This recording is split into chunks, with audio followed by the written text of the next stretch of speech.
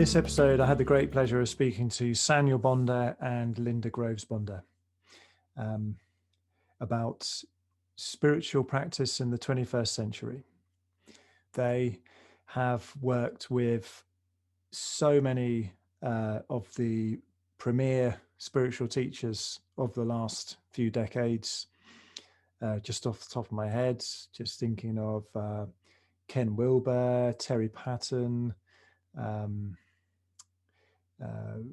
Rick Hansen, and I mean, just the who's who of the spiritual world. So they have collaborated with many contemporary spiritual teachers, but they also have developed their own unique teaching and path and style of work, which I very, very much appreciate.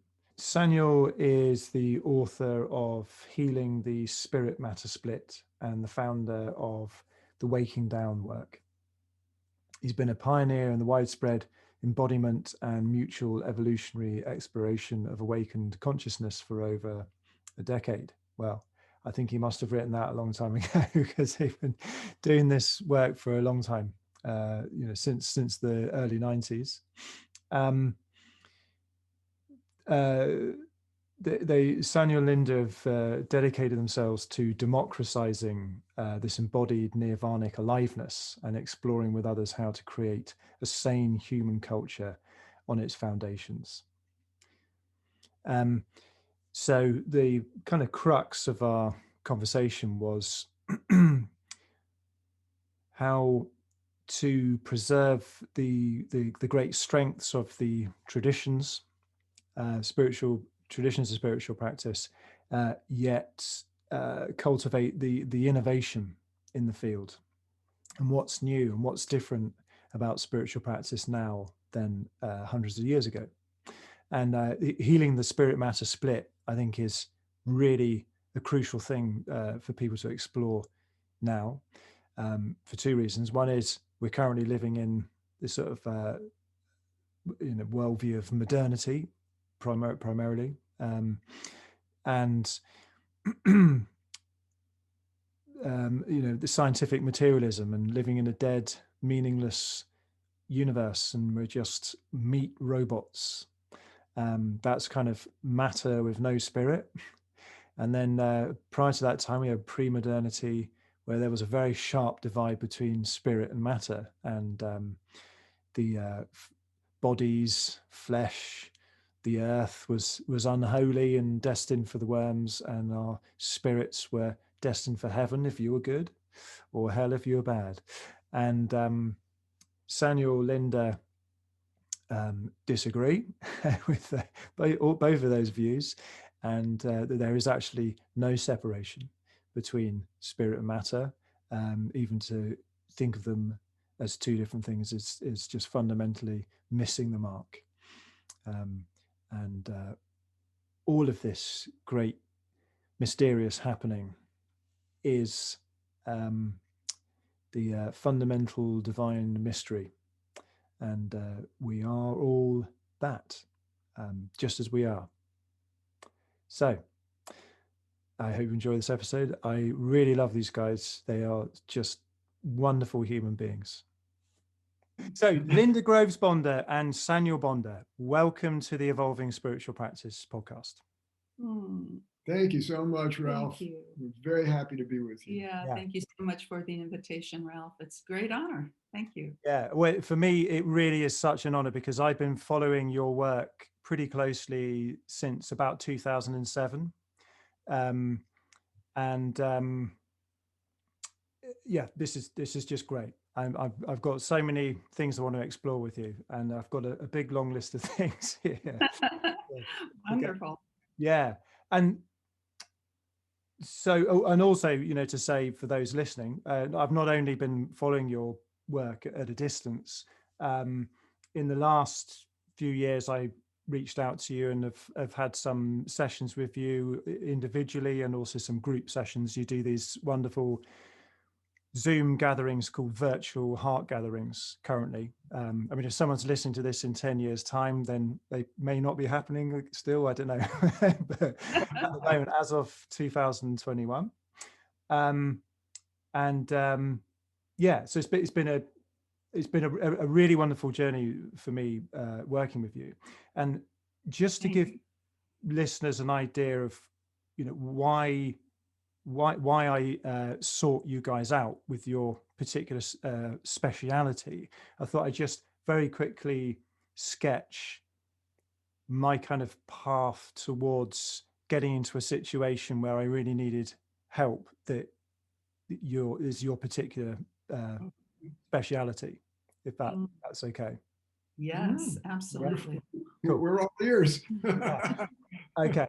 Oh, and so in terms of exploring your life path, both of you, I would direct people to the Buddha at the gas pump interview, the first one that you did, because that you go into quite a lot of detail about your kind of history and very good. I would rather than go over that again today. There's some other things I wanted to do, and it's a really good podcast episode, and I would direct listeners to go and listen to that. But you can just take from me that Saniel and Linda have been around the block for many decades, and they very experienced people in this domain.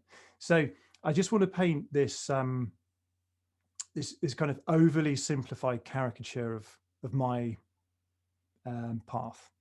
So obviously this is lots of factors all playing at the same time, but I'm just going to zero in on one kind of aspect of my spiritual journey.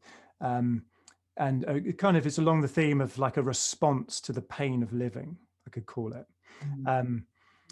And always had a kind of fascination and fear with, it's like that kind of dual love and hate relationship with the darker side of life. So when I was a child, I remember I was fascinated with sharks and snakes, and but I was terrified of them. And I really distinctly remember wishing that I could click my fingers and all sharks and snakes would disappear.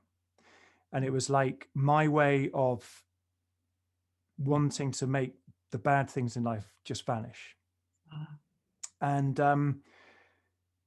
then when I was in my late teens and early 20s, I got very into magic, as in Aleister Crowley magic, Oriental magic, that kind of thing, magic with a K, shamanism, the sort of pre-Buddhist Tibetan traditions and stuff like that. And really, when I look back on it, what I wanted to do was to become like a sort of all-powerful sorcerer and dominate life, basically, because I just couldn't deal with the pain of living. And then was reading Aleister Crowley's autobiography, and he crucified a frog once, and in the service of his magical activities, and I thought it was absolutely revolting. And I thought, this is not a path I want to go down at all. So that kind of, I was like, that got me out of that. And then I was very drawn to very stripped down versions of spiritual practice, like Zen, Dzogchen, Vedanta, and Ramana Maharshi, and those kind of teachings. And looking back on it again, I can see that in a way I was trying to conquer life by transcending it. So again, okay, the magical sorcerer thing didn't work. Right, maybe I can just escape, from this pain. Diligently practice those kind of meditation practices to the point where, I had the experiences that are talked about in those traditions, which was all quite exciting at the time. But then as time went on, I felt a kind of this splitting happening between the sort of transcending part of myself and the part of me that was just still continuing doing all the things that we all do in our lives. and it became really quite painful. And I started to be drawn towards Tantra, classical Tantra, and the waking down in mutuality, which is some of your teaching and books, and what I might summarize as the kind of the way of the heart. So there it was like, okay, life, I can't beat you and I can't get away from you. Let's fall in love then. Let's try and fall in love and see what happens. Oh, I love So that. That's really great. so I mean, Excellent. this is a caricature of my, it's been way more detailed, and of course there's all these things are overlapping, but I want to make a point here for the sake of other people who might find themselves in a similar situation to what I've outlined. Then, so during this time, I was also doing integral life practice. So I started that in about 2007, and so integral life practice, in a way, is like piling on a big bundle of different transformational practices, creating a chaotic system that the kind of pressure increases in that chaotic system, and then a phase transition has to happen. And so the practices I was doing in body, heart, mind, and spirit weren't necessarily integrated. They were kind of cross-trained, but they created this pressure and I could feel this phase transition happening, and that is when, at the point, I reached out to you, because I was having this kind of split inside myself between this kind of transcendent formless consciousness and then the rest of my life. And it felt, when I first was getting into that state years and years prior to that, it was quite a nice place to be, because a bit like a reformed smoker, when you've been exclusively identified with your personality, once you realize there's another part of you that's not your personality, you're kind of like, oh, revolting personality, get away. But like people who give up smoking, they're like, I can't be around people smoking, it's that kind of thing. So I knew that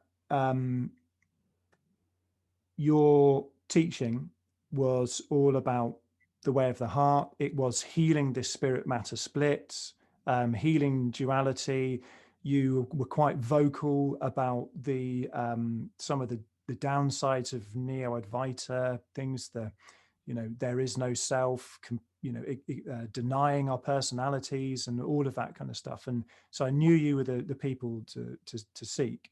And that the final thing before I turn over to you to say was that one of the really important things for me was, for years I've been following a lot of teachers, and quite a few of them have fallen by the wayside due to different scandals.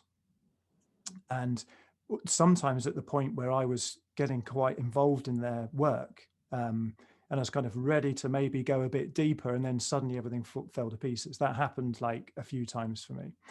And you guys are really delightful people, and you don't trail a wake of scandals. Integrity is very, very important for you, and it really comes across. And so at a distance, I was watching just to be sure. I also checked in with other people who had worked with you, and then I actually contacted you, and we did a session, and the rest is history. But that's just for people listening. I wanted to sketch out that path, because you may find yourself doing similar things to me, and I don't mind openly admitting, some of the dead ends I've been down, and there we go. So that's how I met you guys, and where your particular expertise can really help the sort of situation I might have outlined there. So that was a bit of a long preamble, but forgive me for that. No forgiveness necessary, because it was very important for us to hear from you, and it was great to hear a lot of the timeline and the flow of your being, Ralph, leading you to waking down in mutuality and embracing what was really happening for you at the time. and what continues to happen for you. What So continues. thank you. That was great. What continues to unfold for you as you continue finding your increasingly integrated and integrative way. And that's what I'm hearing from you. And to me, it's very heartening and encouraging, hope giving, because I don't know your exact age, but you're 43. 43. Okay, so I mean, almost 3 decades younger than me, about a quarter of a century younger than Linda, and for you to be this profoundly seasoned in the deep work, this great ever evolving way or approach to living. That's really exciting to know that you've got a lot of time ahead of you. Knock on wood. Hopefully, you'll get to live a good long life. And I know there are also a lot of others of your generation, your time. Some quite a bit younger, others in the midst, between. And so it really gives us hope for humanity coming into for all of the exalted terminology and exotic practices and all the rest, it's about becoming a sane, whole, wise and caring human being. And bravo on that work. And integral. You used that word integrity, and that really does flow into how we work with people, how we try our best as limited human beings, divinely human beings, however, to live in integrity. It's actually, it's funny. My family has a family motto dating back a few hundred years, and it's the reward of integrity. Oh, isn't that great? I love that. First of all, to have a family motto that dates back several hundred years distinguishes you from most people out the gate. Never mind, it's a great motto. Yeah. Well, yeah, go on. There's a couple of things. I want to go back to the very beginning and also acknowledge and appreciate the overarching theme of your podcast, evolving spiritual practice. Absolutely. Without going into the details, one of the most important moments in my whole process, after 20 odd years of seeking and being with a powerful guru and not being able to make the grade and all that, and leaving all that because I felt I had lost my personal integrity in the midst of trying to transcend ego. And then this awakening process for me kicked into gear, and I had a shamanic mentor at the time. For lack of a better term, shamanic doesn't really do justice, but we used a lot of the tools and technologies of shamanism. And I had left this work I'd been involved in, essentially feeling like a failure and in disgrace. And then this awakening process kicked in, and I said to him, I said, I don't get it. How is this going on for me? And when I just kind of, by everything I learned and believed for 20 years, I'd just blown it royally. And he said something to me that word for word has stuck with me ever since. Spiritual practice is not just evolutionary, or spirituality. Spirituality is not just evolutionary, it is itself evolving. And that's really been a hallmark of our work, our whole approach, to be constantly looking to see, what are we inadvertently carrying forward that really isn't serving anymore? Yeah. And what is the new that's coming to life and how can we best serve that? And it's made for a very colorful journey all through these years. There's been very little that's kind of just stayed the same, and been able to do so with everybody feeling that it was still full of life. The work has grown and evolved and gone through shifts and changes, and so it's wonderful to talk with you with that being the assumption. Because a lot of what people struggle with when they're going through that sequence is inheriting these words from on high that make it sound like spiritual truth is, eternally dictated by whichever of the great masters of old, and nothing about it changes. It's the same practice that it's been for hundreds or thousands of years. Well, it's interesting to note that if you took something like Buddhism, for example, there were three major evolutions of that historically, from the Hinayana to Mahayana to Vajrayana. And then, you could even argue that Dzogchen is a slightly different thing itself. So, those are four innovations in one tradition. Exactly. And we look back at that from the distance of history, and we're like, oh, okay, it was great. They made this, this innovation happened when Mahayana Buddhism was created. And look at all these great teachers who were breaking the mold, and then the Vajrayana teachers, and and it wasn't that fantastic, what they were doing, all these innovations, but then we don't like people innovating now. It's kind of interesting that it's like there's at a safe distance, innovation's okay, for people. Yes. Oh, great way to put it. Very good. And the thing I love about your work is you're innovating all the time. So I think it started in about 1992 for you, around that time, I believe. Yeah. And then, your things haven't changed.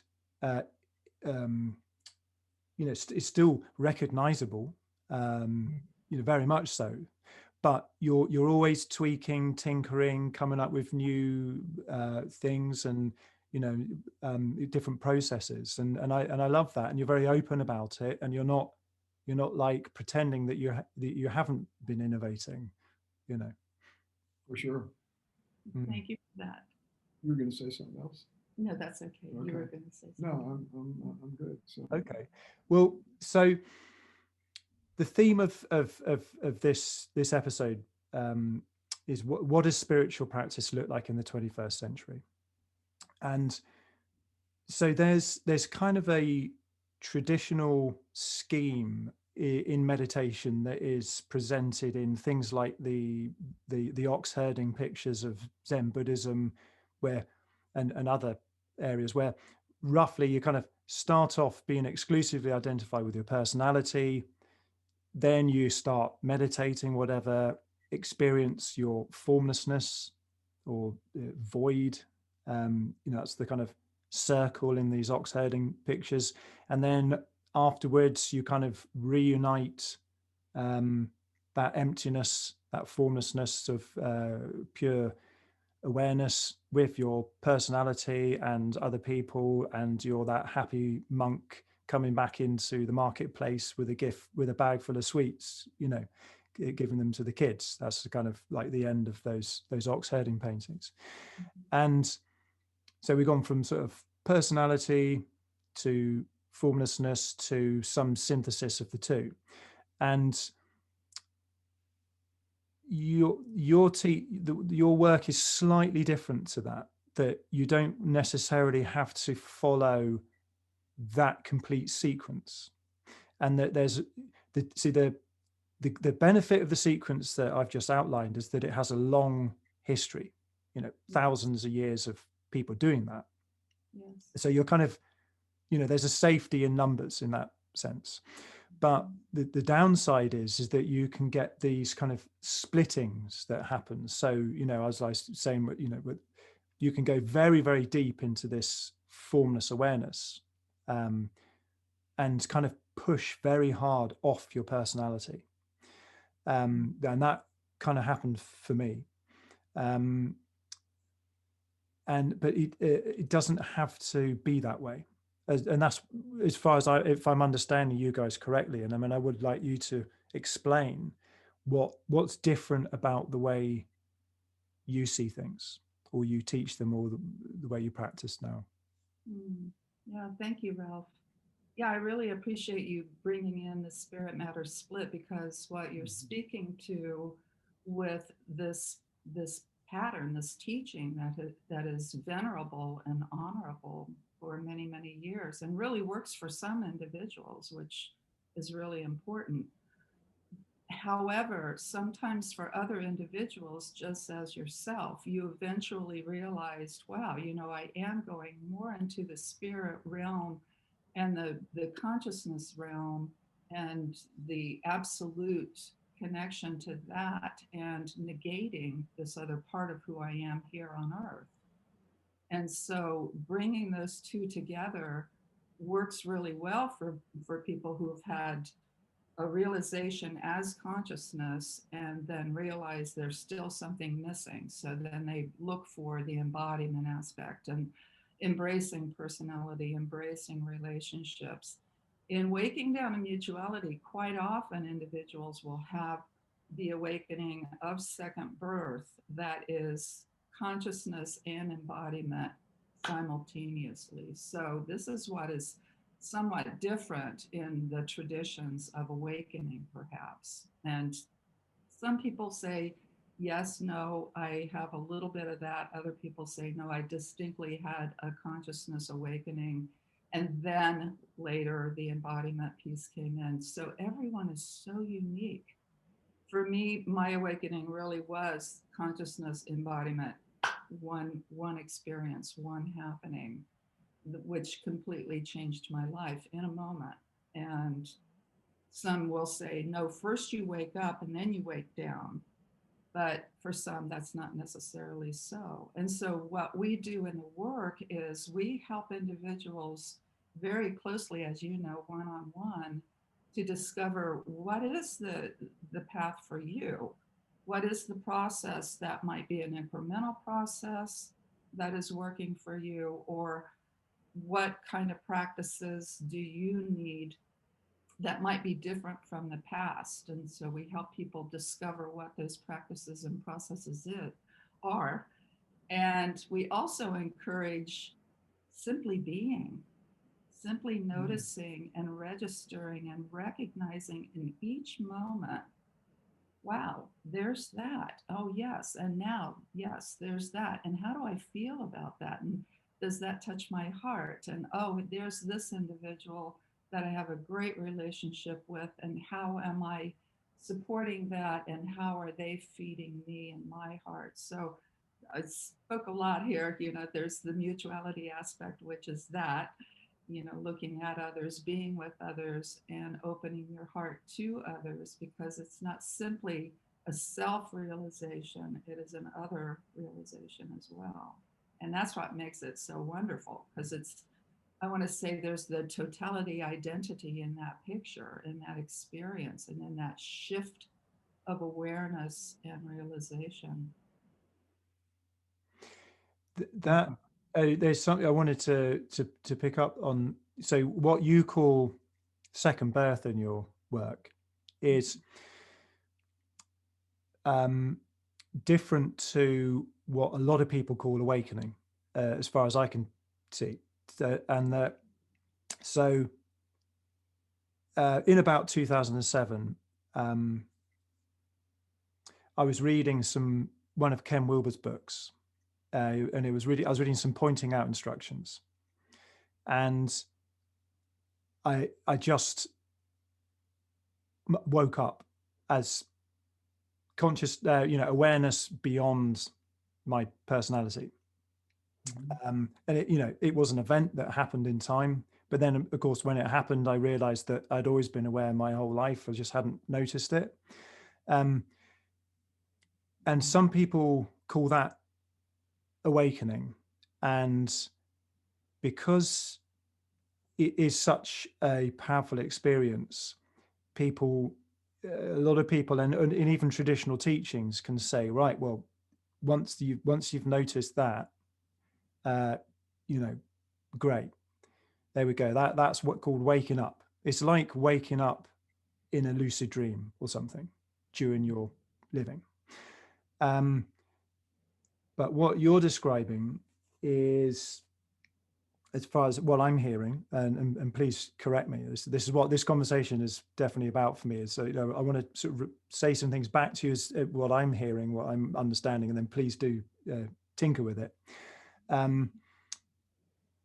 The second birth for you is, it's not an up and out experience. It's kind of perhaps up and out and in and through at the same time. So, I mean, my experience in that time was a bit like suddenly popping outside of my life in a way. Although there is no space and dimensions don't really mean anything from that, but if I can describe it that way. Whereas what you're talking about is a kind of a landing in, um, an intimacy. It's an intimate experience rather than a kind of going outside of, or you're saying it's an embodied. It's consciousness landing in your in your body into every cell, and unifying that, doing up the zip. So you have this amazing book, Healing the Matter Split, which someone else did your artwork, I understand, but it is the most beautiful piece of artwork. Isn't it? Yeah. On one side, so it's a zipper being pulled up. Yes. And on one side, you've got blue, which I presume is like the sky, sort of transcendence. On the other side, you've got like an earthy terracotta thing. And the pièce de resistance of this image is the zipper is fractals, Mandelbrot fractals. And it's zipping. And like, for me, when I saw that image, something happened to me. And so it's this kind of like the zipping of it together. Now, we are squarely in the territory where words really do not do justice to this, and it's very hard to point to this experience. And you can tell I'm fumbling around, but I mean, you're the best people to describe this.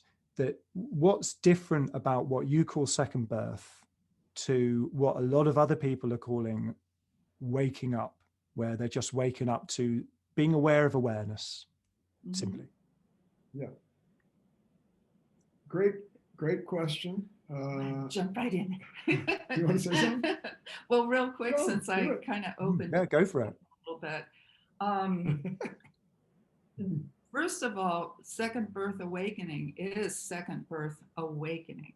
So it's not an experience, and it's not a split, obviously, which we were talking about. There's consciousness, there's spirit, and there's matter. It is the embodied conscious awakening. And so it's very solidly in every, as you said, every cell of your body. Now, individuals do have very profound samadhi states, connection to the source, if you will, where your awareness is not embodied. It's not in your personality. You are in the void, so to speak. I've had a couple of those experiences. When I had second birth, it was very much not that. However, what I realized in the awakening of second birth was that what I had been experiencing as spirit over here and matter over here, and I knew that there was still something missing in between, the two came together and became one, or as Saniel coins, the onlyness of conscious life. And I knew in that moment It was in a meditation in Saniel's room in, gosh, many years ago, 96 now. Yeah, in your Greenbury apartment. I knew in that moment that it wasn't simply an experience that would come and go, that it felt and became very profoundly every part of who I was. And I could feel me not just being in the field of consciousness, but me being consciousness and very aware of my awareness as me, recognizing consciousness as me. So that may sound, as you said, the words kind of are hard to put out there, you know, with the experience itself. I think sometimes imagery, you know, people often turn to poetry and imagery and that kind of thing. And that's one of the reasons I just, that book cover of yours, that image. Yeah, thank you so much for it transmits something. Yes, thank you. Thank you for acknowledging that. You're the first person who's ever spoken to it. We felt it was quite an achievement, that cover. So thank you. We had help with that. We did have help. I'm forgetting who it was. Anyway, yeah, this is an ongoing project for us, really, has been continuing to clarify what is this work, this process, this approach, whatever you want to call it, and how does it differ from the traditional approaches and discoveries, and if so, how? And from very early on, I mean, in both of my first books, the first one was called The White Hot Yoga of the Heart, and subtitle was Divinely Human Self-Realization in Sacred Marriage, a Breakthrough Way for Westerners. And the second one was Waking Down, Beyond Hypermasculine Dharmas, something, again, about a breakthrough approach, because it felt to me like something had happened that was completely unexpected in many ways. It had aspects of, you know, clarifying consciousness and you know, other dimensions of the total process have reference points in various traditions and approaches to growth, development, transcendence, integration, and so on. But the essence of the event appeared to be distinctive. And it's actually taken, even until relatively recently, it's really been in this last decade, that we returned to a focus on the heart with a capital H. And we began to develop, I don't know what you'd call it, it's not exactly a motto, but it's sort of a, you know, an essential message. The sun, S-U-N, in your heart, capital H, is rising.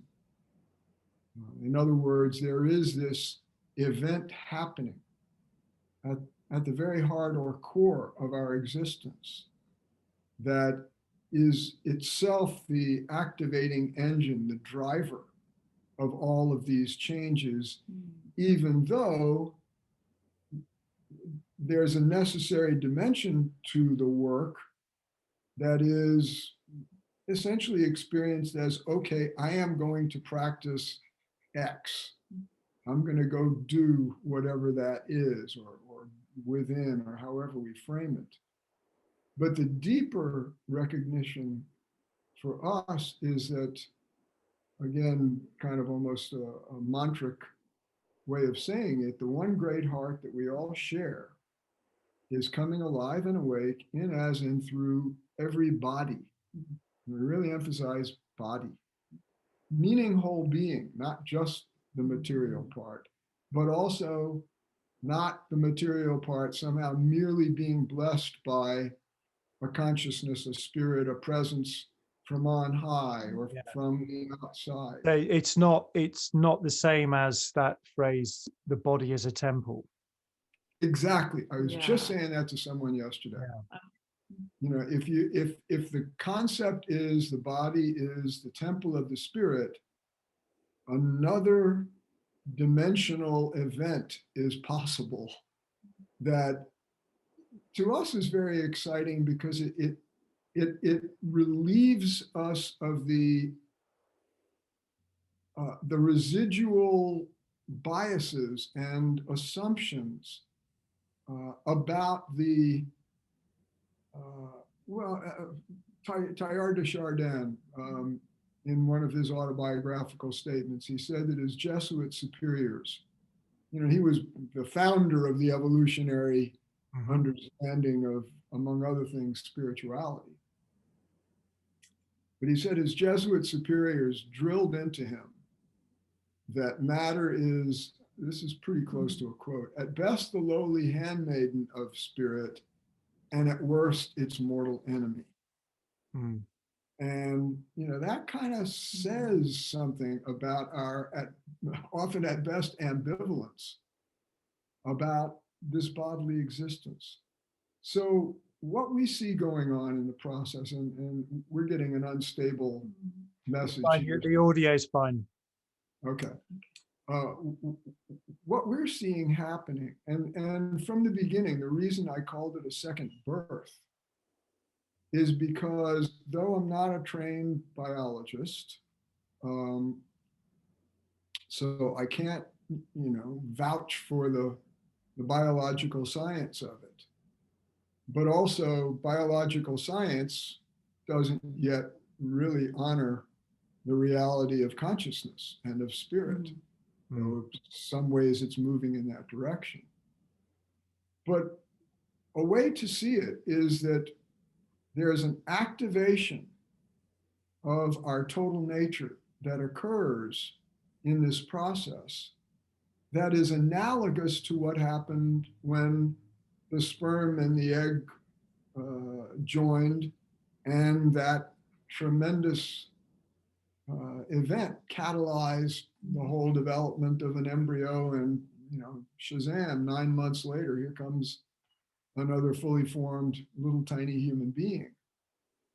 And in this case, however, in the second birth, this time around, that conscious principle becomes increasingly self-aware, so that the event is one in which consciousness and matter are taken through a next iteration of something like a conception, gestation, and birth process.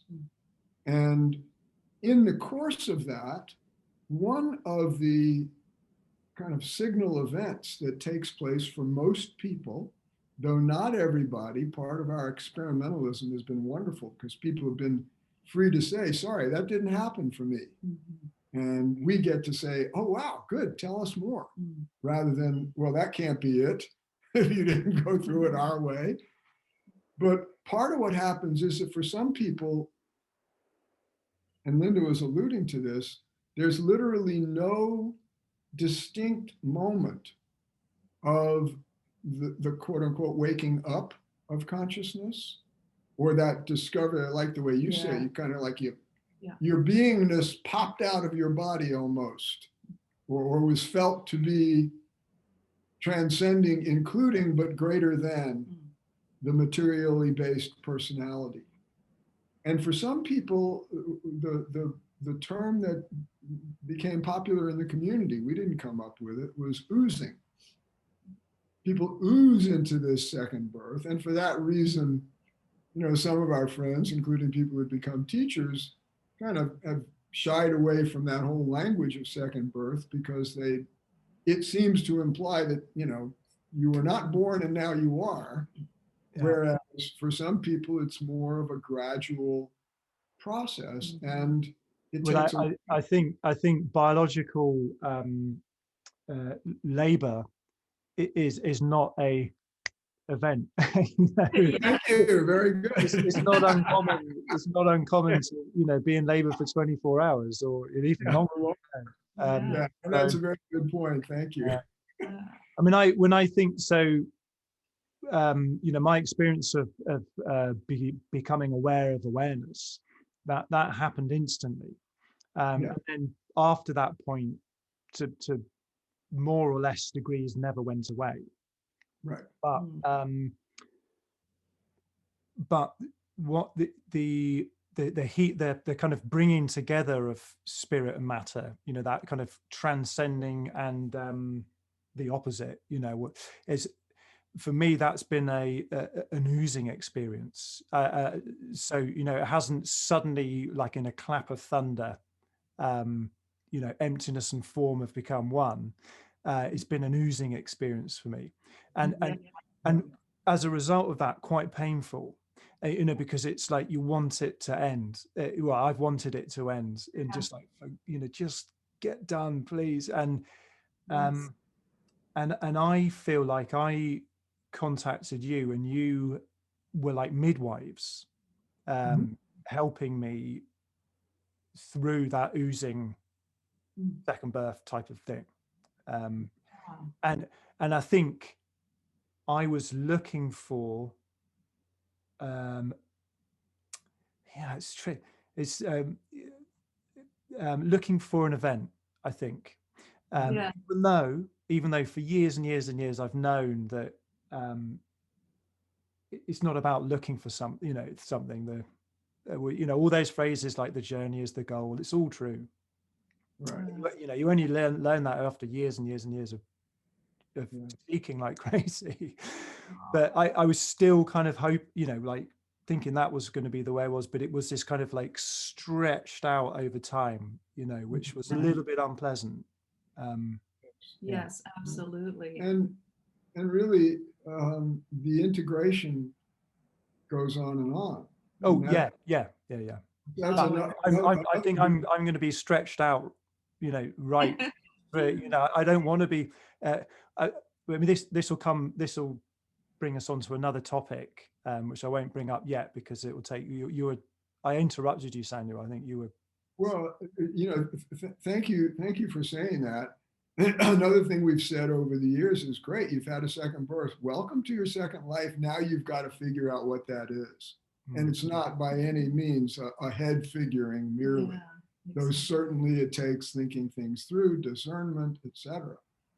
But it's an ongoing process, and there are, you know, a number of ways to delineate stages within that awakened living. A lot of the people we work with, or, you know, a good number of people we work with now in that kind of coaching, midwifing way that we work with people, quite a good number of them have been awake in this fashion for a decade or more, even 15 years or more.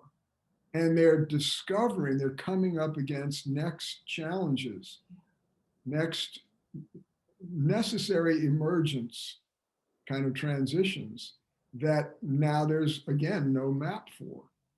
And this time around, however, it's even more the case, as Linda likes to say, there's no cookie cutter there. You know, it's not like, oh, check in with Saniel and Linda, they've got the map. Whatever we've got that's mapped, we deliberately keep as kind of stark and simple as possible, because the more you map it, the more disproof is going to show up in the living of it by people. Yeah. But I just wanted to finish one piece. That term waking down came out of my own experience, where I didn't know how up in my head what I like to call the center of gravity of my identity was. And in this kind of version of a witness awakening, we call it embodied feeling witness consciousness, not just the witness. When that took place for me, and that language actually came out quite a bit later, there was such a coming down and a grounding of that center of gravity of my identity in the heart and also the whole body. And much later, it's dawned on me, well, that falling down is a secondary event that's made possible by the total heart nature coming increasingly alive and awake. The identity shift that's got that downward quality to it, that's not the main event of the whole life, but is one of the symptoms, you could say, not using the word negatively, or transitions that becomes possible for people. So more and more that greater heart nature literally brightens, in some ways literally and in some ways figuratively, the whole being, and propels us into these further transformations. And it really doesn't look anything like, well, my body is the temple, I am spirit, or I am a spiritual being having a human experience. You know, there's other language that, no. This is the organism's own event.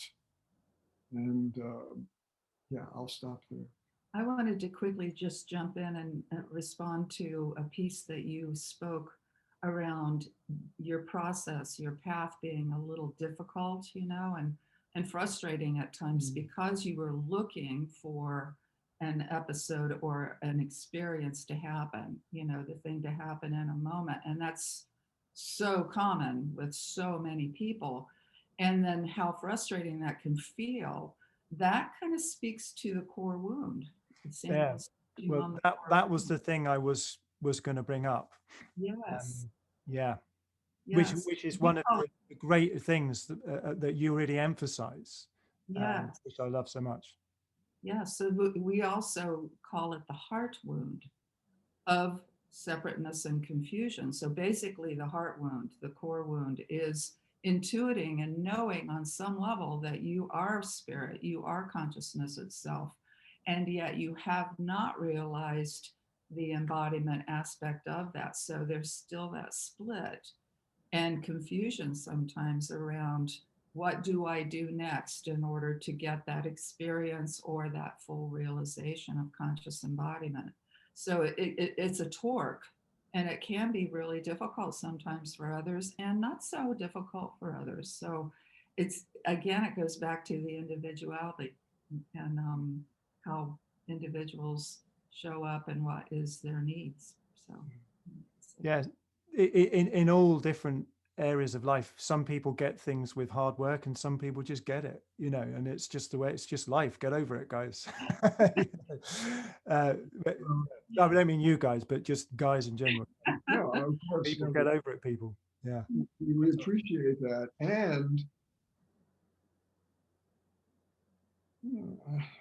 could be proven wrong, but my sense is that the living of this kind of life has its share of ordeal. There is something about, even if you popped into your second birth quality of awakeness with, you know, almost no labor or very little, that the process of the further integration in our living of our full divinity and our full humanity. If you even want to use those words as if they were different, that's a problem right there. But you know, it's a good enough way of signaling. And you know, Linda was just saying, it was actually one of those great moments of a kind of spontaneous tinkering. Been using this phrase, the core wound, for many years, distinguishing it from the spirit matter split in a particular kind of way. And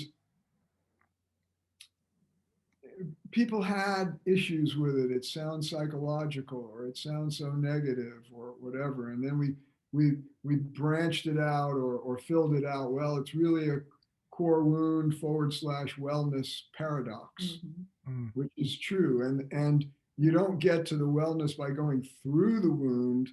They actually are realized to be utterly simultaneous. And you can never piece that apart, and you don't actually heal it. Yeah. You know, what changes is you become conscious as that. Yes. And eventually, in 2018, we were having a gathering here at our home, and I was talking with one of the people there, and the phrase "the heart wound" popped out of my mouth, but I was seeing it in my mind with a capital H. And that was an important distinction, because a lot of what people tend to struggle with is an assumption that the core wound is kind of like their core issues. Yeah. It is itself personality based, or at most, it's something that's in the precinct of the individual soul, that sense of our soul nature. Yeah, like your core issue that you've come to heal in this life. Yes. That's what people kind of phrase it that way. And people can, even though we've always said this is not the same as core issues, Yeah. which certainly have their own reality and are important for us to deal with and integrate and learn how to manage and regulate and all that. So that heart wound is really one of the ways we've been phrasing it lately is it's about owning our godness, especially as we've been living this awakened life for some time. Allowing the psyche to become imbued with the attributes of divinity without losing the clay feet on the ground and everything that goes with it, including the capacity to recognize having hurt someone and say, I'm sorry, and being confused and despairing and going into deep grief and all the rest of our natural human capacity. So, this is really, it's that kind of an opening out into the fullness of who we each are here and how to collaborate together. Yeah. So how it relates to this thing of where I was kind of wanting. So I think one of the things what I was hoping would happen was that life would suddenly become really comfortable forevermore. Like getting into a warm bath, like just there we go, no more troubles. I become one with everything. And this teaching I great, is it great relief, deep relief that you Great relief. Great. Great Yeah, relief. Yeah, I read that book. Yeah. Because I'd heard you talk about it before, and the so the archetype that was kind of the archetype for me for a long time was the kind of bit like the stone Buddha statue, but increasingly it's becoming more and more Jesus. And the way I see the distinction is that Jesus knew, so he had this moment in Gethsemane where he's like sweating blood and knowing that what he was about to go through, and had a moment of wobble, but then was like, okay, this is what I got to do. I'm going to be deceived by my most loved friends. I'm going to be tortured to death unjustly by people who are just ignorant and all of that stuff. And in a way, that is the story of all of our lives. And what Jesus did that was different is he knew that and then voluntarily lived that way. And that this wound that's at the heart of life itself it makes me think of some imagery. I don't know, there's this film, The Fountain, and like he's looking for the have you seen The Fountain, Darren Aronofsky? It's kind of like looking for immortality, and finds this thing, drinks this cup, and then just sort of like all these flowers just burst out of his body. He just basically kind of like just go and just turns into a whole bed of flowers. And obviously it's a pretty horrible thing he's going through, but that's what it's all about. So this kind of feeling of being oozing and stretching out and kind of thinking, oh, when's this going to come to an end? At a certain point, it dawned on me that that's missing the point, and that this oozing and stretching and being pushed and pulled is part of the pain of the wound at the heart of life, and that it's not about, so there's this great pressure in the spiritual culture, therapeutic culture, wellness industry and stuff to heal all wounds, you know, just tidy it all up. And and also in a lot of the spiritual traditions, the meditation traditions, those kind of classical Enlightenment imagery from, you know, Buddhism and Hinduism and all sorts, that it's the kind of final release from this burden, that you kind of drop the burden. But there's another move which I see really exemplified by Jesus, of actually shouldering that burden, because that's what the whole thing's, not the whole thing, but it's one of the key aspects of what is going on here, you know, in this great happening.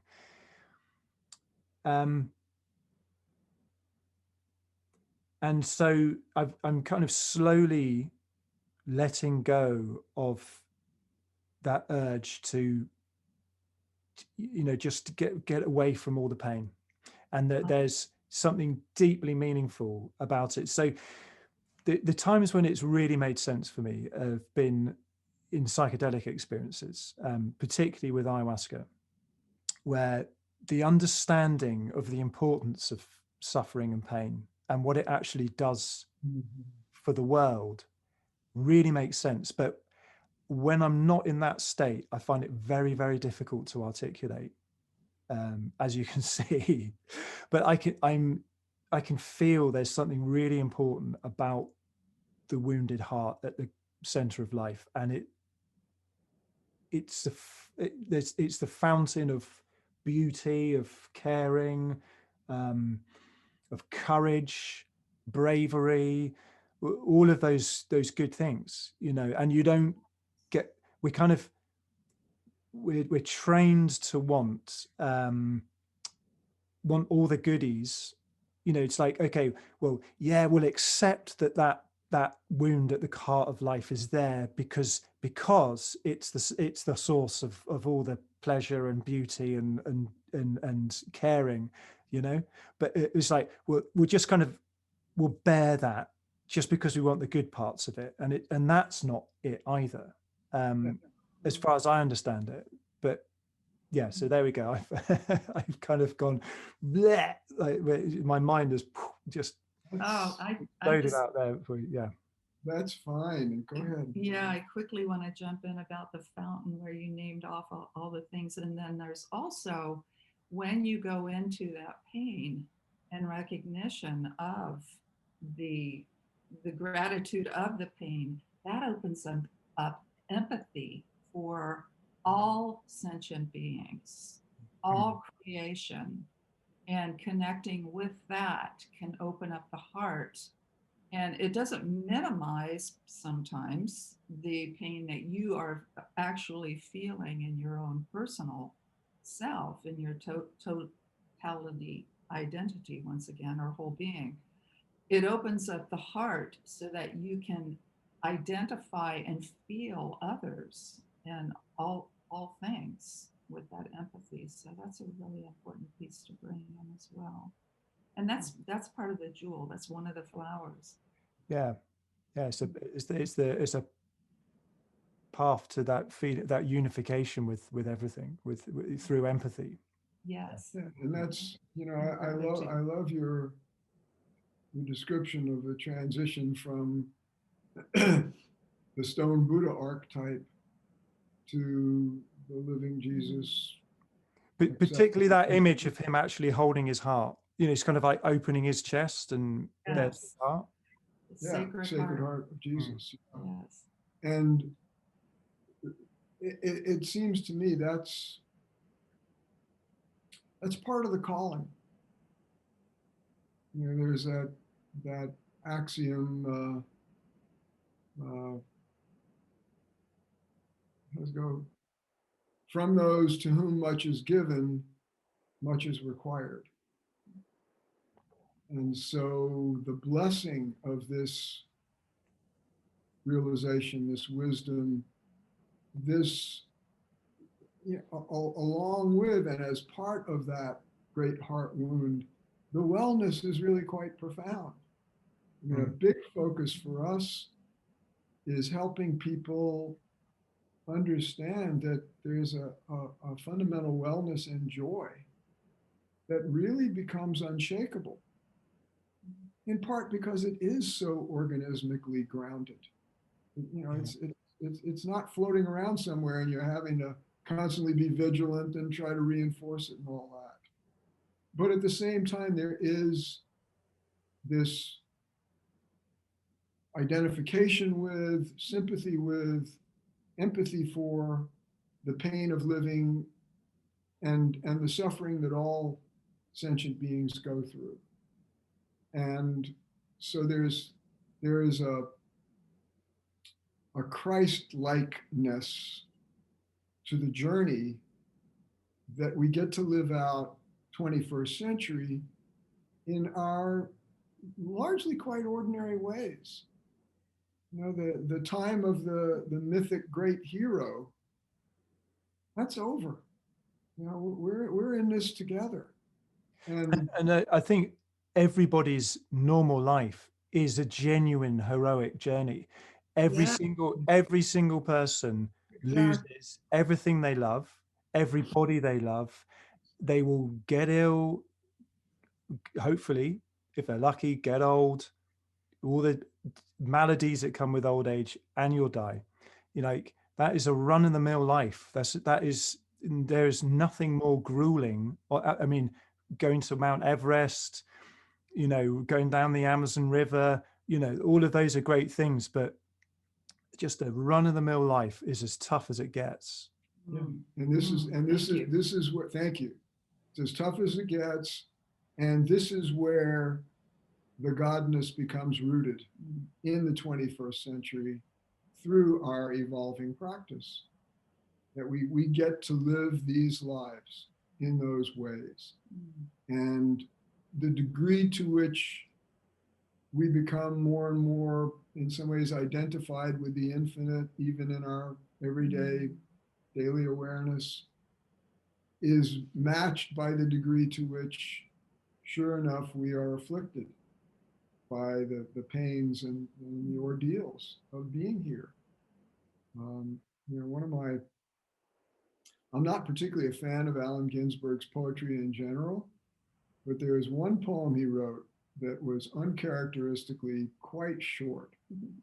It's called, I think it's called The Work. And it goes, while I'm here, I guess I'll do the work. And what's the work? To ease the pain of living. Everything else, drunken dumb show. Yeah. And on some level, you know, I mean, it's a little reductive. There's a lot more depth and dimension to it. But on some level, that's what we're here doing. Or like Ram Dass said, walking one another home. Yeah. And I think there's a difference between a person who's established their recognition of themselves as the all, doing that, and somebody who is exclusively identified with their personality, and they don't have one foot in the infinite, so to speak. Yes. You know, it's like early in my life, in my early 20s, I was very into activism, and, you know, student, and I kind of got burned out by it all because it was so distressing, and I didn't have that kind of deep, even keel that you get with that feeling of the infinite. You know, your infinity, and you're at homeness with this very moment as it is. And it's a very different thing nowadays. I'm still an activist in many ways, but I have so much more courage and reserves of energy to do it because I'm different now than you know was back then. Yeah, Pete. Yeah, I thought that was just an important thing to say. Yeah, thank you. And that's what we want. for as many human beings as possible to become anchored in the all consciously and simultaneously be fully engaged in our everyday living, which includes so many of the pains and maladies, both physical and psychological, emotional, relational, all that's part of the deal. Mm. And, it feels to me, I mean, just to kind of complete that a little bit, our work ourselves has gravitated into primarily, well, on one level, we want to reach more people. We have a major book we're working on together, and that's an exciting project, and we hope it'll reach a lot of people. But in terms of the actual in-person work, so much of it is serving people who are here already making a difference or knowing that that's their calling and they've got to do it as best they possibly can. And to help as many of that kind of people come into the fullness of this heart realization, capital H, whole being presence, and the paradox of being both infinite and finite. That's our calling, and it's become very focused. We realize we thought about creating another version of a kind of a teacher training program. And we realize that's not it, because it's not about getting people to all agree on the principles of our teaching as we articulate them. It's about helping them find out what their unique expression is. Maybe they'll quote us a lot, but maybe not. And maybe they won't be in a primarily talking mode. Maybe their service will be much more expressive through the arts or the caring professions or whatever. So it's one of the reasons, another reason why I sought you guys out is that I sought you out because I see you as authority figures, but at the same time, I wouldn't come to see you if you didn't know something that I didn't currently know. Or maybe I knew it already and you were just facilitating it out of me or whatever. But at the same time, you're all about mutuality, that we're doing this together. And it's not, and I know that Saniel, you spent a long time as a student of Adi Dar, and Adi Dar was like the sort of archetypal authoritarian guru, almost the sort of perfect example of it. And I've been in many situations with people like that in my life, gone to see different teachers, and there's I taught the drums in schools for 14 years. So I was a teacher for a long time, teaching kids and adults how to play the drums. So I knew what it was like to be a teacher, but I always had this thing where we were doing it together. I was helping them learn. I was helping them bring something out of themselves rather than putting something into them. So I knew what it was like to be a good student and what it was like to be a good teacher. And I was really looking for that with people who could help with, this great matter of living. It's not like playing it's kind of similar, there are parallels between learning a musical instrument, but it's a big thing. And you're trusting. So I have prematurely trusted people in the past, and it hasn't worked out well with this great matter of living, living and dying, and so I was quite wary, and I've got developed quite an alarm system around that stuff, and so I think your approach that you use this term mutuality, I think, is one of the hallmarks of a 21st century spiritual practice container, where and it's not that everybody's equal. I don't mean it like that, because you wouldn't seek advice from people if that was the case. So, it's being able to hold, I mean, it's so much of what we're talking about is being able to hold two things at the same time, in your heart, that you can, it's important to seek people who you see as authorities, but at the same time, you're working together to do something. Now, maybe you could say something about that, please. Yeah, well, we talk about the two-ness of equality in being. So there's a kind of, we could say, a horizontal equality. And in some ways, that's a senior principle. And then there's a differentiation, an authentic, not a dominating hierarchical display of skills and capacities and so forth, but one that is there for the betterment of all, such that we go to other people who know. I mean, if I wanted to learn how to play the drums, I'd get online with Ralph Cree. I don't know how to do that. Yeah, it's a potentiating hierarchy. Exactly. Beautiful. Thank you. I'm going to quote you. Yes. Exactly. It's a potentiating hierarchy.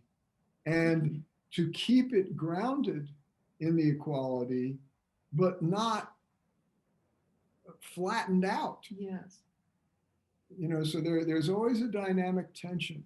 And if you're looking at it as horizontal and vertical, we call it a kind of a hidden cross in human nature. And sure enough, there's a certain crucifixion that we undergo, living that out, working things through, given that everybody's got their stuff and there's all kinds of inherited projections that we tend to have to deal with, in our interactions and so forth, and in ourselves. So yeah, thank you. That's there is, I won't name this teacher, but there's a teacher who I was very interested in their work for a long time.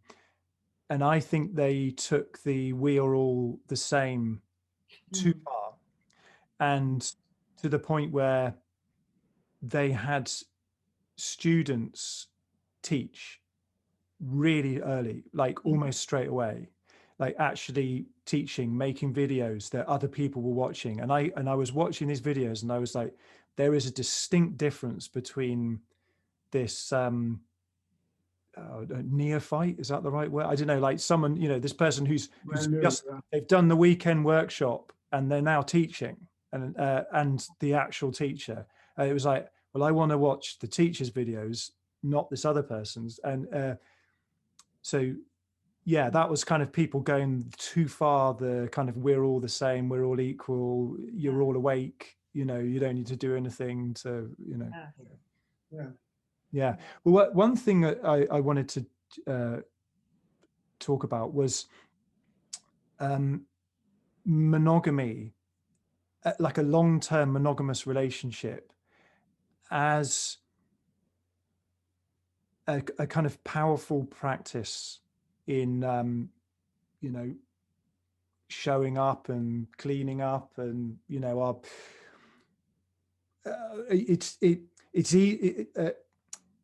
if you were to live so there was a time when I really wanted to be a hermit living in a cave, and actually I did spend 6 months solo backpacking in the wilderness in Scotland, and after 6 months I was like, no, this is actually not what I want to do.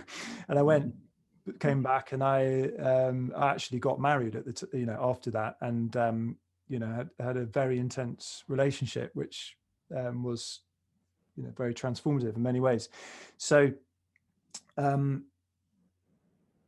I'm married. I've been together. I'm actually in my second marriage, but we've been together for 10 years, and it's been, I wouldn't have it any other way. In my own life, you know, that's how I really like this as a container for, well, we reflect things to each other. I mean, if I was in a cave on my own, I wouldn't have another person bouncing myself back to me. Yeah. And it's kind of, you know, it makes it's a frictionless life in a way, being a hermit in that sense. I mean, obviously it's difficult being a hermit. I'm not saying that's easy, but and that friction when you spend every day for years on end with a loved one, that you something really powerful happens. And I think there seems to be a move away from this kind of monastic drive that was very prevalent, you know, in past centuries. And the century we're in now, relationships are much more seen as part of the spiritual path. Yes. Yeah. So I don't know if there's anything you could say about that. Yes, some traditions actually say that it's a terrible thing to be engaged in relationships, and you know, you need to move away from your family and really focus on self. And that's also an ancient tradition that is a venerable tradition for some, but not for us. And not for many people. And I love that you brought in that has shifted obviously to more relationship and mutuality and intimate relationship that actually can ground you and center you in an awakening that's already established, or assist the awakening along the way. I know that was very true for me with Saniel. I met him in 94, as I mentioned earlier. In 96, I had my awakening, and we had a spontaneous marriage in 95 where it was just known. He gave me a ring, and it was marriage right then, not legal, but 5 years later in 2000, we got married legally. And something about that commitment solidified in both of us something very, very strong and secure, and our needs to work together and continue to bring this work out into the world only amplified. And it's still that way this year, you know, this very moment. Yeah. So it's very important, I feel. I think it also adds to each individual learning off of each other, you know, even through friction, as you say, there's jewels even in that, to learn about self and then to learn about the other, and then also take it out with other relationships perhaps. So thank you for bringing that in. Yeah, and I think human nature being what it is,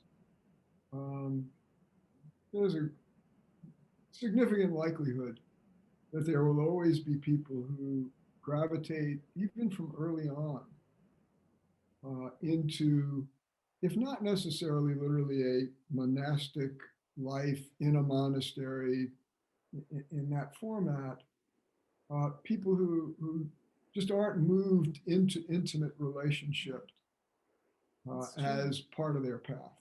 Mm-hmm. And I don't. Yeah, I just for the record, I'm not not just for people listening. I'm not saying categorically that the only, you know, it's very important to be in a relationship. No, Yes. yeah, more in the sense of, you know, relationship can really help this stuff Yeah. get cooking. Yeah, Yes, and that's, thank you. you know, my sense is that more and more in the 21st century, and who knows, maybe beyond. I mean, we're only early into this century, but more and more committed relationship is the cave, if you will. It is the place of the great transformational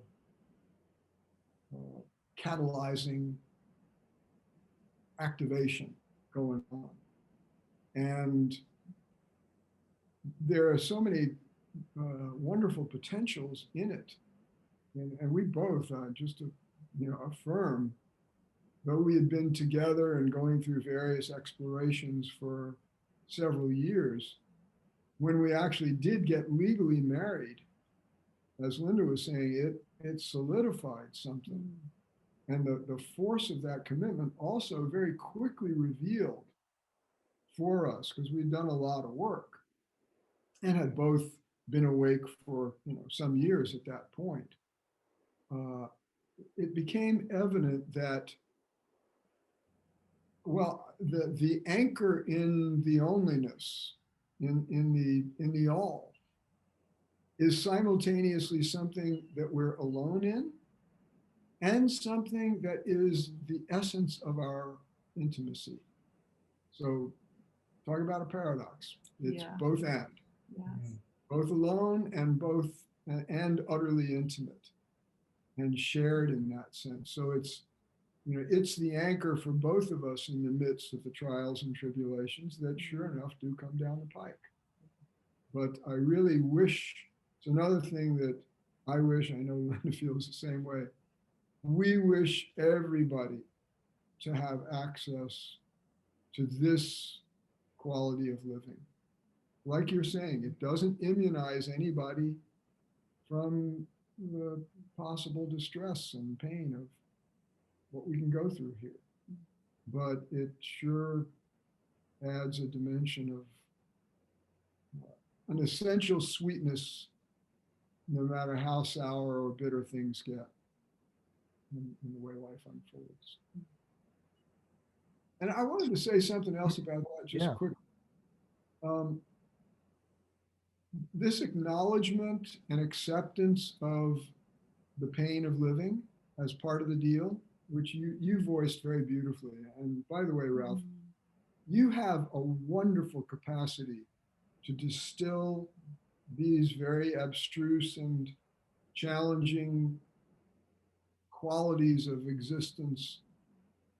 You distill them into simple essences very well. And I really want to encourage you to continue to do that. Because I'm not intelligent enough to make it too abstract. Well, however you got there, the great blessing of however you get there. Thank you. But the thing I wanted to add here is, given that pain is part of the deal, it's totally okay to find ways to increase pleasure and find ways to maximize. We did a course that we're looking to bring out again, hopefully later this year, as an evergreen course called Maximizing Joy. And we had a whole bunch of people, including Ken Wilber and Rick Hansen, my dear old friend Terry Patton. I was just going to mention Rick Hansen, Taking in the Good. Yes. Mirabai Stars. We had a bunch of people come on and do bonus interviews, which was great. Yeah, but the thing there is, as it turns out, when you're living that both and openness, what's pleasurable winds up having a capital P. You willingly undergo certain kinds of pain and distress and ordeals that don't look or feel very pleasurable at all, but they satisfy the deeper call of the being. And that then becomes the ultimate pleasure. And it includes the capacity to veg out in front of a movie, do all the ordinary stuff, as well as the deep holding of someone in their growth and transformation. Yeah, that makes me think of two things. One is, so Rick Hansen has this practice he calls Taking in the Good. And from his sort of neuro Dharma perspective on it, we're, the way he describes it, we are wired up to focus on negativity much more than positivity, because it's much better to mistake that stick in the road for a snake 5 times than to just see what you think is a stick and go, oh, it's just a stick, ouch, well, I'm dead. And when something good happens, to really drink it in, because it's nourishment. It's like it's an actual food for our soul. Oh, And you know, there's something about the kind of spiritual traditions that kind of valorize an austerity, you know, particularly in the sort of, you know, well, I mean, actually, I was going to say Christian, but it's there in the Indian traditions, and you know, very much, and that there's something base about pleasure, or savoring pleasure. There's something lowly about that, and um, uh, uh, yeah. And then the other thing was that there's you were saying that so if you were living this awakened life, you know, that some of your activities may look very unpleasant for somebody else, but you were saying that they have a pleasure with a capital P for that person. And it makes me think of having children. So I've got two kids, they're 5 and 7, and it's been the best thing I've ever done in my life. But it's been extremely hard work, but it's been so meaningful that, you know, I would call it has been my pleasure with a capital P to raise my two boys, but it's been horrendous at the same time. And you know, someone who doesn't have children would look at what I've been through the last 7 years and think, that does not look good to me. You know, it's not fun. But there's a distinction between that kind of like, you know, there's a distinction between pleasure and something being meaningful. And Yes. yeah. Yeah. Go ahead. I wanted to jump in a little bit please. here. I so appreciate what you're saying about raising your boys, and yeah, the pleasure and the difficulties, you know, of raising any child can be a stretch, and yet there is so much love present in that. And then I want to go back to what you were talking about, um, pleasure being different for individuals, you know, and how a lot of times, as Rick Hansen points out, you know, we tend to go to the negative. We forget sometimes to actually open up awareness and recognize the little subtle joys of everyday living. You know, could be so simple, could be as simple as me looking out the window and seeing a beautiful bird fly in into the bird bath, taking a bath. Wow, you know. And so I think it's important for each of us to find these little moments of joy and gratitude for what we have in place here in the moment as human beings, and then spread that to others, right? So here's a quick story. Just the other day, we live on a horse ranch. We rent the home here on a horse ranch, but it's a working horse ranch. And a young man who works here on the property saw me the other day and said, "Hey, Linda, you know, I'm having a horrible day." So I spent quite some time with him, just asking him questions and saying, "Well, what's happening? You know, why are you feeling down?" And he's telling me, and I said, "Okay, well, you know, you can hold that." And I was suggesting some things, and he said, "Okay, yeah, well, you know, it's really hard." And I said, "Yeah, it's really hard to be here," which is one of the chapters in Great Relief. And he said, "Yeah, it's really hard to be here." But I wanted to segue into helping him notice what he actually has in place, the miracle of what he's created, Yeah. and who he is. And I started naming off some things. And I said, "Well, what about the new house that you just moved into in Petaluma?" And he goes, yeah, it's a really cool place. And then what about your music? And he's going, "Yeah, you know." And so it shifted.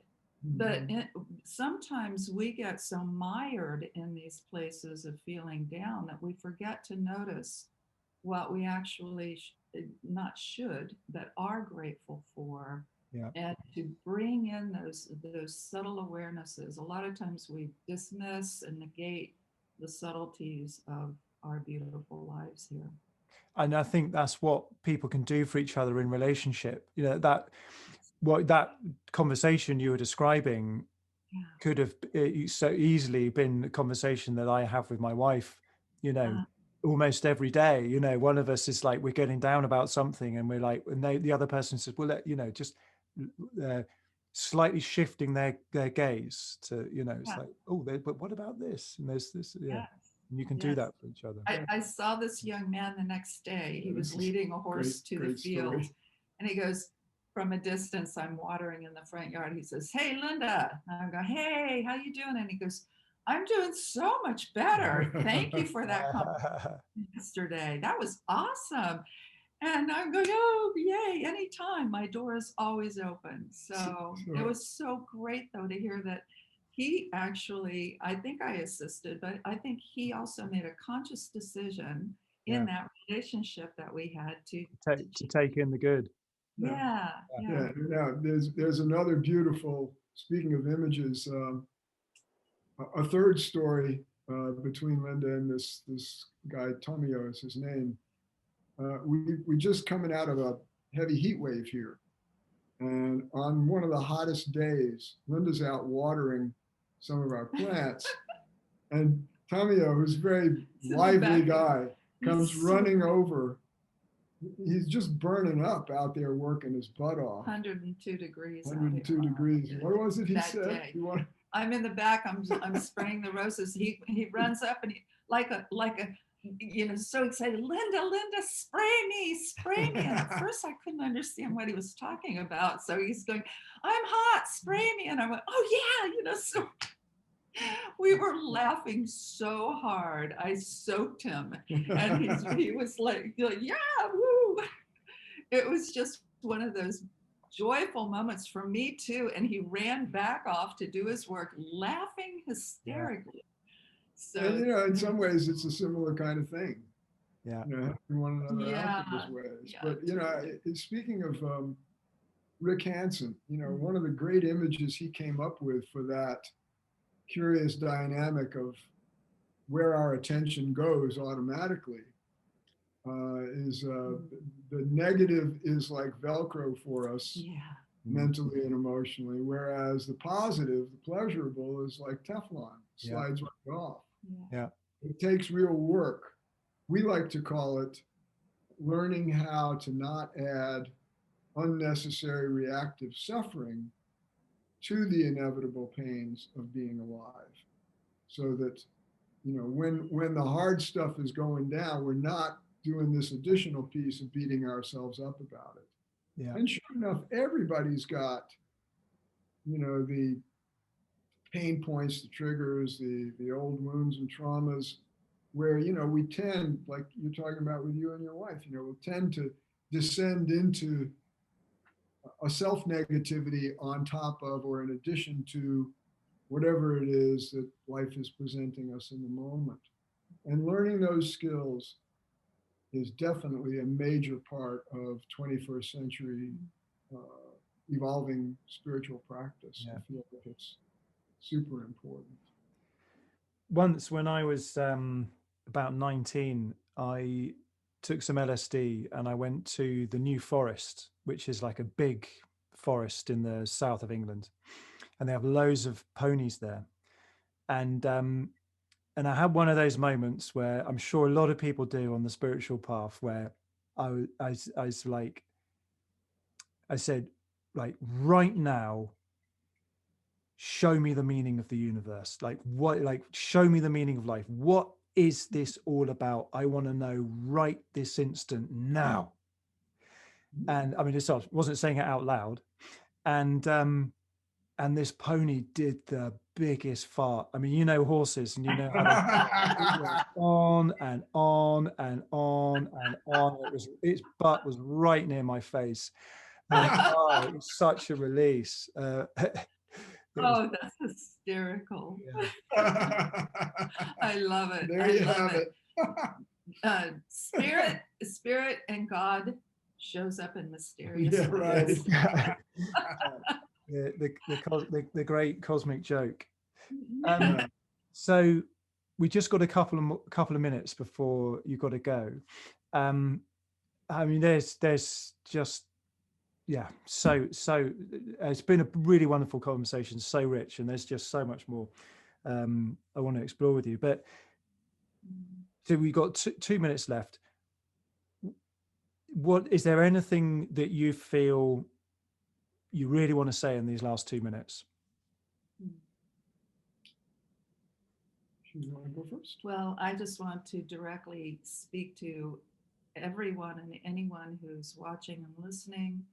I always want to say, wherever your life, your spiritual practice leads you, blessings on your journey, and continue to explore to your heart's content and bring it out into the world. All of your gifts, everything that you are and who you are, bring it to the world.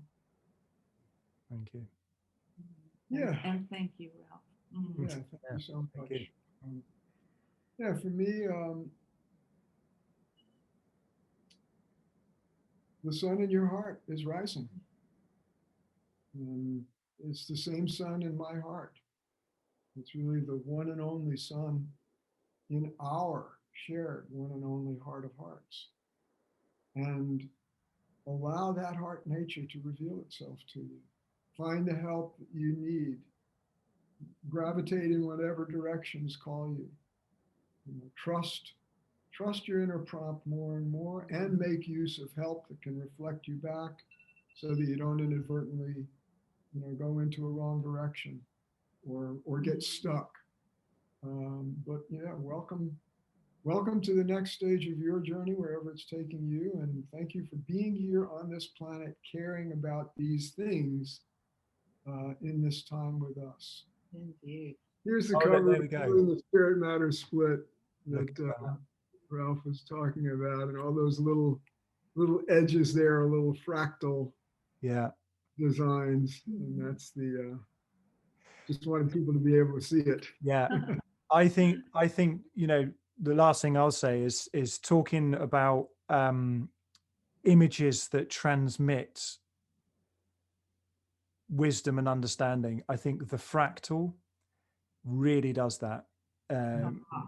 It's like the first time I encountered fractals, I was like, yes. Yeah, indeed. And I do want to also say, we'd love for you to contact us. We're happy to have a brief conversation at no charge, just to get to know. And please do feel free to get in touch with us. And I guess Ralph will have some contact information. Yeah, I'll put in the show notes a link to your website. But just in case someone was listening to this and they couldn't be bothered to look at the show notes, what is your website? The main website is sanielandlinda.com. We're in the process of just getting started to update it. It's pretty old. But particularly if you go to the calendar page at sanielandlinda.com, you'll see listed there the main events that we're offering, which include several kinds of events that we offer each month. And also I do a daily short meditation session on Facebook at the Waking Down in Mutuality page. So those are some main things. And people can just write info at Human Sun, S-U-N Institute, humansuninstitute.com. Right, and say, yeah, I'd like to get in touch with Saniel and or Linda, and please make sure they get my message. We will love to hear from you. Yeah, great. Well, I can highly recommend you guys, and thank you so much. I really, really appreciate this. It's been a great honor, and have a lovely day.